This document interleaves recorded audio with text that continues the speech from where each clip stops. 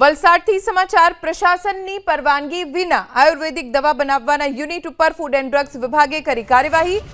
રાબડામાં એક ધાર્મિક ટ્રસ્ટ પરિસરમાં યુનિટ ચાલતું, જ્યાં દરોડા પાડીને 40 જેટલી તૈયાર આયુર્વેદિક દવાઓ, કાચો માલ સહિત 6 લાખનો મુદ્દામાલ જપ્ત કરવામાં આવ્યો।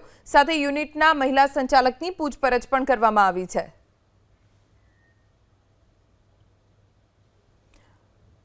માં આયુર્વેદિક ઔષધાલય તરીકે અહીંયા આયુર્વેદિક દવા વેચવામાં આવતી રાબડામાં એક ધાર્મિક ટ્રસ્ટ પરિસરમાં યુનિટ ચાલતું હતું।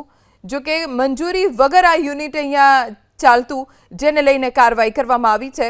40 જેટલી તૈયાર આયુર્વેદિક દવાઓ અને કાચો માલ જપ્ત કરવામાં આવ્યો છે।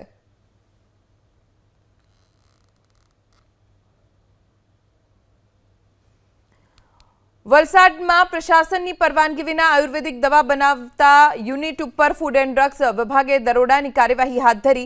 રાબડામાં આવેલું એક યુનિટ ધાર્મિક ટ્રસ્ટ પરિસરમાં ચાલતું હતું, જ્યાં દરોડા પાડીને 40 જેટલી તૈયાર આયુર્વેદિક દવાઓ અને આ દવાઓ બનાવવા માટેનો કાચો માલ જપ્ત કરવામાં આવ્યો છે।